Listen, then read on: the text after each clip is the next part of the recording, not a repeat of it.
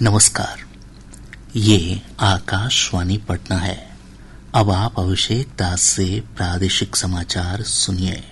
पहले मुख्य समाचार। राज्य मंत्रिमंडल ने सरकारी नौकरियों में महिलाओं के लिए डोमिसाइल नीति लागू करने का फैसला किया। अब बिहार की मूल निवासी महिलाओं को ही मिलेगा 35% आरक्षण का लाभ। उद्योगपति गोपाल खेमका हत्याकांड मामले में पुलिस ने मुख्य आरोपी अशोक सौ और शूटर उमेश यादव को गिरफ्तार किया। भूमि विवाद में हत्याकांड को दिया गया था अंजाम। मुख्य चुनाव आयुक्त ज्ञानेश कुमार ने कहा, त्रुटिहीन मतदाता सूची के निर्माण के लिए बिहार में चल रहा है विशेष गहन पुनरीक्षण अभियान। और अगले वर्ष हज यात्रा पर जाने के लिए आवेदन की प्रक्रिया शुरू। 31 जुलाई तक ऑनलाइन होगा आवेदन। अब समाचार विस्तार से। राज्य सरकार ने सरकारी नौकरियों में महिलाओं के लिए डोमिसाइल नीति लागू कर दी है। मुख्यमंत्री नीतीश कुमार की अध्यक्षता में राज्य मंत्रिमंडल की बैठक में इस आशय के प्रस्ताव को मंजूरी दी गई। बैठक के बाद कैबिनेट विभाग के अपर मुख्य सचिव डॉक्टर एस सिद्धार्थ ने बताया कि सरकार के इस फैसले के बाद राज्य सरकार की नौकरियों में सिर्फ बिहार की महिलाओं को ही 35% आरक्षण का लाभ मिलेगा। बिहार से बाहर की महिलाएं सामान्य श्रेणी में आएंगी। बिहार राज्य के सभी सरकारी सेवा संवर्गों में सभी स्तर के एवं सभी प्रकार के पदों पर सीधी नियुक्ति में राज्य की मूल निवासी महिला अभ्यर्थी को ही 35% क्षैतिज आरक्षण अनुमान्य होगा। इसका मतलब है कि जो मूल निवासी हैं बिहार के महिलाएं, उन्हीं को ही 35% क्षैतिज आरक्षण अनुमान्य होगा। और जो आरक्षण का जो श्रेणी है, अनुसूचित जाति 16 है, अनुसूचित जनजाति 1 है, अत्यंत पिछड़ा वर्ग 18 है, पिछड़ा वर्ग 12 है और पिछड़ा वर्गों की महिलाएं 3 है। तो 50% यही इसका ब्रेकअप है। डॉक्टर सिद्धार्थ ने बताया कि राज्य मंत्रिमंडल ने युवा आयोग के गठन को मंजूरी प्रदान की है। आयोग में एक अध्यक्ष, 2 उपाध्यक्ष समेत 7 सदस्य होंगे। उन्होंने बताया कि आयोग राज्य के युवाओं को अधिक से अधिक रोजगार उपलब्ध कराने, प्रशिक्षित करने तथा सशक्त और सक्षम बनाने में मदद करेगा। युवा आयोग 18 वर्ष से 45 वर्ष युवा जो हैं उनसे संबंधित है। इसके लिए एक अध्यक्ष होंगे, 2 उपाध्यक्ष होंगे और 7 सदस्य होंगे। इस आयोग के द्वारा युवाओं से संबंधित जितने कार्य हैं उसके बारे में विचार करेगी। आयोग में जो लाभ समूह हैं जिनसे संबंधित है वह राज्य के बाहर काम करने वाले, अध्ययन करने वाले बिहार के प्रवासी, उच्चतर माध्यमिक शिक्षा प्राप्त करने वाले छात्र, डिग्री पाठ्यक्रम करने वाले छात्र, बेरोजगार युवा, आर्थिक रूप से कमजोर मेधावी छात्र और युवाओं का अन्य कोई समूह जिन्हें आयोग हस्तक्षेप योग्य। अपर मुख्य सचिव ने बताया कि राज्य सरकार ने दिव्यांगजन सिविल सेवा प्रोत्साहन योजना को भी मंजूरी प्रदान की है। इसके तहत यूपीएससी प्रारंभिक परीक्षा उत्तीर्ण करने वाले दिव्यांग अभ्यर्थियों को 1 लाख रुपए और बीपीएससी प्रारंभिक परीक्षा उत्तीर्ण करने वाले दिव्यांग अभ्यर्थियों को 50,000 रुपए प्रोत्साहन राशि प्रदान की जाएगी। दिव्यांगजन सिविल सेवा प्रोत्साहन योजना का शुभारंभ किया है। इसके अंतर्गत जो यूपीएससी और राज्य की जो बीपीएससी की जो परीक्षाएं हैं उसमें क्रमशः 1 लाख और 50,000 रुपए इनको प्रीलिम्स पास करने पर इनको दिया जाएगा। इसके अलावा मंत्रिमंडल ने कम बारिश की स्थिति में कृषि कार्य के लिए डीजल अनुदान योजना के तहत 100 करोड़ रुपए की मंजूरी प्रदान की है।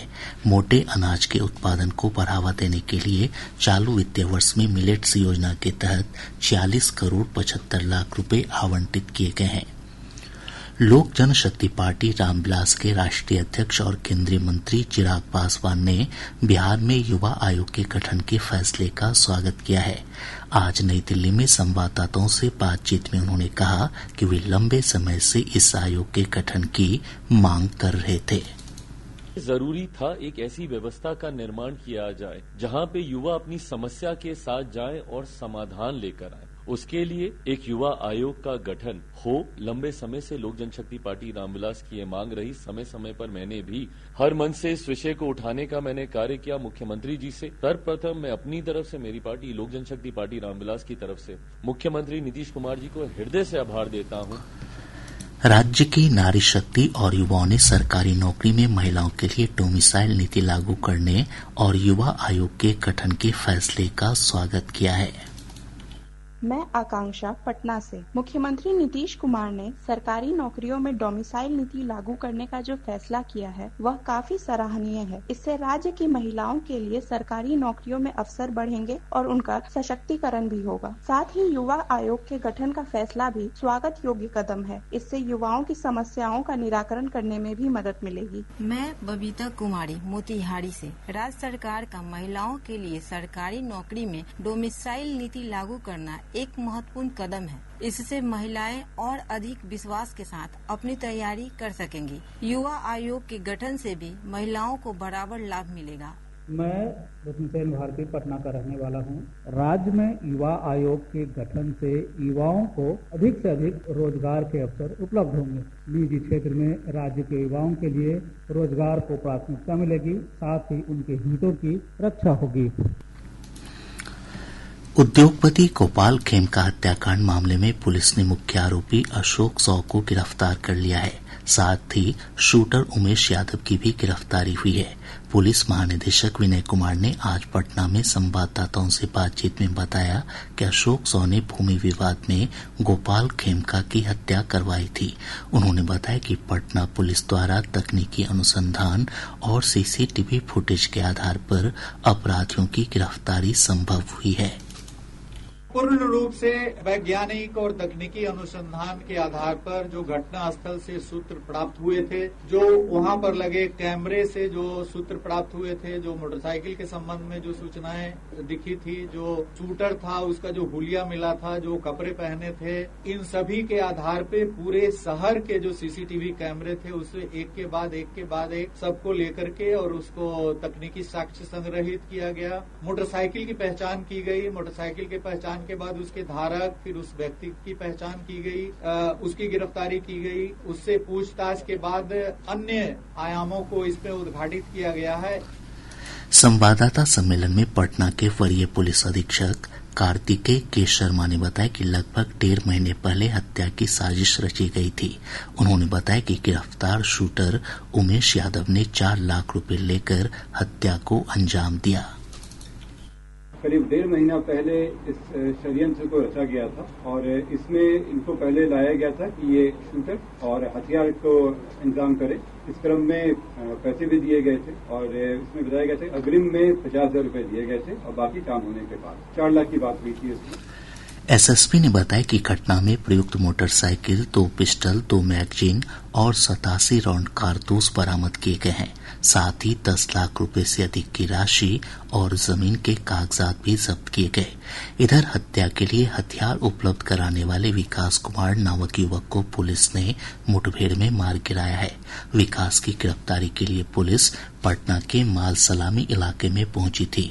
इसी दौरान विकास ने पुलिस पर गोली चला दी। पुलिस की जवाबी कार्रवाई में विकास मारा गया। प्रादेशिक समाचार आप आकाशवाणी पटना से सुन रहे हैं। ताज़ा समाचारों के लिए आप हमारे x handle AIR News_ Patna पर जा सकते हैं। मुख्य चुनाव आयुक्त ज्ञानेश कुमार ने कहा है कि त्रुटिहीन मतदाता सूची के निर्माण के लिए बिहार में विशेष गहन पुनरीक्षण अभियान चल रहा है। उन्होंने कहा कि त्रुटिहीन मतदाता सूची लोकतंत्र की मजबूती के लिए अनिवार्य है। इधर चुनाव आयोग ने एक बयान में कहा कि बिहार में मतदाता सूची का विशेष गहन पुनरीक्षण अभियान सुचारू रूप से जारी है। अब तक 3,70,00,000 से अधिक गणना प्रपत्र जमा किए जा चुके हैं। आयोग ने कहा कि गणना प्रपत्र जमा करने का काम अपने निर्धारित समय से पहले पूरा कर लिया जाएगा। विशेष गहन पुनरीक्षण अभियान को लेकर राजनीतिक दलों के बीच बयानबाजी और तेज हो गई है। भाजपा के वरिष्ठ नेता और केंद्रीय मंत्री गिरिराज सिंह ने कहा कि पुनरीक्षण अभियान एक सामान्य प्रक्रिया है। उन्होंने इस मुद्दे को लेकर विपक्षी दलों पर आम लोगों को गुमराह करने का आरोप लगाया। जो कह रहे हैं कि आधार को नहीं माना जा रहा है, आधार पर लिखा हुआ है, ये नागरिकता का प्रमाणित नहीं करता है और ये कोई नागरिक होगा वही वोटर होगा। आखिर डर किसको है? क्या घुसपैठिए को भारत का नागरिक होना चाहिए? मैं पूछना चाहता हूँ विपक्ष से, क्या रोहिंग्या को होना चाहिए? काहे डर है? और जो 86 से पहले पैदा लिया है उसको तो इलेक्शन कमीशन माना है। उनके पास नहीं है, उसके लिए लोकल अधिकारी को पूरा अधिकार दिया गया है। भाजपा के राष्ट्रीय प्रवक्ता सैयद शाहनवाज हुसैन ने मतदाता पुनरीक्षण अभियान को लेकर विपक्षी दलों पर राजनीति करने का आरोप लगाया। कांग्रेस पार्टी और राजद के नेता जान रहे हैं कि वो चुनाव में बुरी तरह हारने वाले और हार का ठिकरा चुनाव से पहले ही चुनाव आयोग पर थोप देना चाहते हैं। वो जब महाराष्ट्र में हारे तब भी उन्होंने हारने के बाद खुद की कमी नहीं देखी। कांग्रेस ने, राहुल गांधी ने हार का ठिकरा इलेक्शन कमीशन पर थोप दिया। वोटर वेरिफिकेशन हो रहा है, इसमें किसी को दिक्कत आने वाली नहीं है, लेकिन वो इसको लेकर सुप्रीम कोर्ट जा रहे हैं, भारत बंद और बिहार बंद कर रहे हैं। ये बहुत दुर्भाग्यपूर्ण है। अपने में जो कमी है उसको सुधारना चाहिए। इधर कांग्रेस के वरिष्ठ नेता शकील अहमद खान ने कहा कि निर्वाचन आयोग के इस फैसले से लोगों को परेशानी हो रही है। कागजात मांगने के नाम पर लोगों को परेशान किया जा रहा है। करोड़ों लोगों को परेशानी हो रही है, उलझने हो रही हैं, लोग इधर से उधर भटक रहे हैं, भाग रहे हैं और ऐसा लगता है कि कागजात मांगने के नाम पर परेशान किया जा रहा है। यह नियम संगत नहीं है, इसमें समय लगता है। यह काम करना था उनको तो 1 साल भर का वक्त देना चाहिए था। हज समिति ने हज 2026 के लिए आवेदन की प्रक्रिया शुरू कर दी है। हज यात्री आधिकारिक हज पोर्टल या हज सुविधा मोबाइल ऐप के माध्यम से अपना आवेदन जमा कर सकते हैं। अल्पसंख्यक मामलों के मंत्रालय ने एक बयान में कहा कि ऑनलाइन आवेदन विंडो 31 जुलाई तक खुली रहेगी। आवेदक के पास आवेदन की अंतिम तिथि या उससे पहले जारी किया गया भारतीय पासपोर्ट होना चाहिए। पासपोर्ट कम से कम 31 दिसंबर 2026 तक वैध होना चाहिए। पूर्णिया जिले के टेटगामा गांव में एक ही परिवार के 5 लोगों की हत्या के मामले में पुलिस ने 3 आरोपियों को गिरफ्तार किया है। पूर्णिया प्रक्षेत्र के आईजी प्रमोद कुमार ने बताया कि इस मामले की जांच के लिए एसआईटी का गठन किया गया है। 23 नामजद और 150 अज्ञात लोगों के खिलाफ प्राथमिकी दर्ज कराई गई है। हम लोगों को जब जानकारी हुई हम लोगों ने अपना एक्शन शुरू किया लाश को बरामद करने का। लाश वहां से 3 किलोमीटर दूर एक पोखर में मिला, जलकुंडी के नीचे। उसके बाद फिर कार्रवाई करते हुए 2 मुख्य अभियुक्त को गिरफ्तार किया गया है और एक ट्रैक्टर मालिक जिसने लाश को वहां से उठा के फेंकने में मदद किया था उसको भी अरेस्ट किया गया है। ट्रैक्टर को भी सीधा। बाकी लोग घर छोड़कर भाग गए हैं। सभी लोग तुरंत गिरफ्तारी का आदेश हमने दिया है और टीम हमारी छापामारी। कटिहार में एक धार्मिक जुलूस के दौरान हुई हिंसक झड़प के मामले में 4 प्राथमिकी दर्ज की गई है। पुलिस अधीक्षक वैभव शर्मा ने बताया कि 48 लोगों को नामजद और लगभग 200 अज्ञात लोगों के खिलाफ प्राथमिकी दर्ज हुई है। उन्होंने बताया कि शहर में शांति व्यवस्था कायम है। मुंगेर जिले के हवेली खड़गपुर थाना क्षेत्र के राजासराय गांव के पास जंगली और पहाड़ी इलाकों में नक्सलियों और एसटीएफ के बीच हुई मुठभेड़ में इनामी नक्सली सुरेश कोड़ा घायल हो गया। हालांकि वह भागने में सफल रहा। उत्तर और दक्षिण बिहार को जोड़ने वाले राजेंद्र सेतु के सड़क मार्ग पर निर्माण कार्य के चलते आज रात 10 बजे से कल सुबह 6 बजे तक सभी वाहनों का आवागमन प्रतिबंधित रहेगा। सिर्फ एम्बुलेंस और आवश्यक सेवाओं से जुड़े वाहन ही आ जा सकेंगे। और अब अंत में मुख्य समाचार एक बार फिर। राज्य मंत्रिमंडल ने सरकारी नौकरियों में महिलाओं के लिए डोमिसाइल नीति लागू करने का फैसला किया। अब बिहार की मूल निवासी महिलाओं को ही मिलेगा 35% आरक्षण का लाभ। उद्योगपति गोपाल खेमका हत्याकांड मामले में पुलिस ने मुख्य आरोपी अशोक सौ और शूटर उमेश यादव को गिरफ्तार किया। भूमि विवाद में हत्याकांड को दिया गया था अंजाम। मुख्य चुनाव आयुक्त ज्ञानेश कुमार ने कहा, त्रुटिहीन मतदाता सूची के निर्माण के लिए बिहार में चल रहा है विशेष गहन पुनरीक्षण अभियान। और अगले वर्ष हज यात्रा पर जाने के लिए आवेदन की प्रक्रिया शुरू।